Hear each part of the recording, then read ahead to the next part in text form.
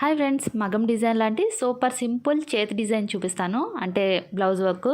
First అయితే దీనికి కావాల్సిన మెటీరియల్ చూపిస్తాను. 2 రకాల సిల్క్ దారాలు, 1 కాటన్ దారం, చిన్న size beads, gold colour jewellery rings, gum bottle, 6 number needle కావాలి. ఇంతేనండి మెటీరియల్. ఫస్ట్ అయితే క్లాత్ ఫ్రేమ్ ఫిక్స్ చేసుకుని మనం డిజైన్ ఎక్కడైతే అనుకున్నామో అక్కడ ఈ విధంగా వైట్ పెన్సిల్ యూస్ చేసి ఫ్రీ హ్యాండ్తో వేసేస్తున్నాను. నెక్ మొత్తం అన్నీ ఈక్వల్గా వేసుకోవాలి. లేదంటే ఒక పేపర్ మీద వేసుకొని కార్బన్తో వేసుకుంటే నీట్గా వస్తుంది. ఇది కుట్టుకోవడానికి సిల్క్ దారాన్ని నీడిల్లోకి ఎక్కించుకోవాలి. 2 వరుసలు ఎక్కించుకుంటే 4 వరుసలు అవుతుంది కదా. 2 వరుసల దగ్గర మాత్రమే 3 వేసుకోండి. ఇప్పుడు ఒక వైపు నుంచి స్టార్ట్ చేసుకుందాం. ఇదైతే బ్లాక్ థ్రెడ్ తీసుకున్నానండి. అవుట్లైన్ కుట్టుకోవాలి. ఇది గొలుసు కుట్టుకోవాలి. అంటే బేసిక్ స్టిచ్ కాబట్టి ఎవరైనా వేసేయగలుగుతారు. కొత్తగా నేర్చుకునే వాళ్ళు కూడా ఈజీగా వేసుకునే డిజైన్స్ చూపిస్తున్నానండి. ఇదే కాకుండా ఇంకా సింపుల్ డిజైన్స్ చాలా ఉన్నాయి. తక్కువ మెటీరియల్తో ఈజీగా చేసుకునే బ్లౌజ్ డిజైన్స్ ఉన్నాయి. మీకు ఇంట్రెస్ట్ ఉంటే ముందు వీడియోస్ ఒకసారి చెక్ చేయండి. అవే కాకుండా రీయూజ్ ఐడియాస్ కూడా ఉన్నాయి. వేస్ట్ మెటీరియల్తో చేసే ఐడియాస్, రెగ్యులర్గా వాడుకునే ఐటమ్స్తో సూపర్ ఐడియాస్ ఉన్నాయి. క్రాఫ్ట్ ఐటమ్స్ చూసిన తర్వాత మీకు ఇంట్రెస్ట్ అనిపిస్తే సబ్స్క్రైబ్ చేసుకోండి. ఇక్కడ వర్క్ వచ్చేసి ఈ చివరి వరకు వచ్చింది కదండి. సెకండ్ వైపు కూడా అంటే 2 సైడ్ కూడా వేసేసుకుంటూ రావాలి. ఈ విధంగానే అవుట్లైను. థ్రెడ్ కలర్స్ అనేవి బ్లౌజ్ శారీ మ్యాచింగ్ని బట్టి తీసుకోవాలి. అంటే ఈ కలరే వేసుకోవాలని ఏమీ లేదు. ఈ చివరికి వచ్చిన తర్వాత నీడిల్ కింద దింపేసుకోవాలి. వెనక వైపు ముడి వేసేసుకోవాలి.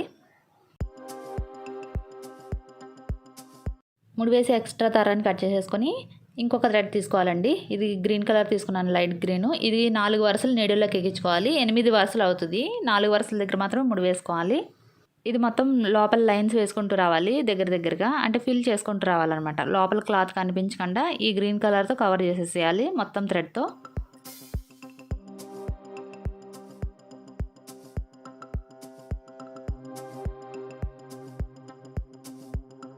ఒక సైడ్ కంప్లీట్ అయిపోయిందండి. ఇలానే సెకండ్ సైడ్ కూడా చేసుకోవాలి.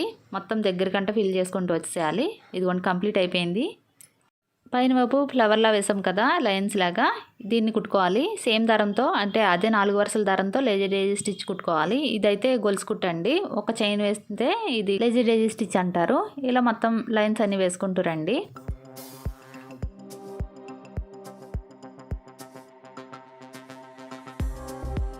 ఫ్లవర్ అయితే కంప్లీట్ అయిపోయింది. బ్లాక్ కలర్ థ్రెడ్తో లోపల వైపు ఫిల్ చేసుకోవాలి ఈ పెటల్స్లో నుంచి. ఇదైతే 2 వరుసల దారంతో కుట్టుకుంటున్నానండి. ఈ చివరి నుంచి ఆ చివరికి ఒక లైన్ వేసుకోవాలి.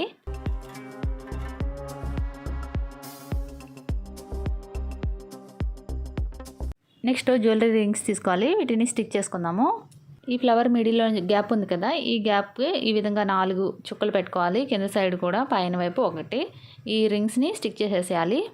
వీటి మిడిల్లో థ్రెడ్ వర్క్ అయినా చేసుకోవచ్చు, లేదంటే బీడ్స్ అయినా వేసుకోవచ్చు. ఇక్కడ కాపర్ బీడ్స్ తీసుకున్నానండి. 2 mm బీడ్స్ ఇవి, చిన్న సైజువి. వీటిని కుట్టుకోవడానికి కాటన్ దారం 1 వరుస మాత్రమే తీసుకోవాలి. ఈ విధంగా ఒక్కొక్క పోసు వేసుకుంటూ కుట్టేసుకుంటూ రావాలి. 1 వరుస ఎందుకన్నానంటే పైకి ఎక్కువ దారం కనిపించకుండా ఉంటుంది. సేమ్ కలర్ థ్రెడ్ తీసుకోవాలి.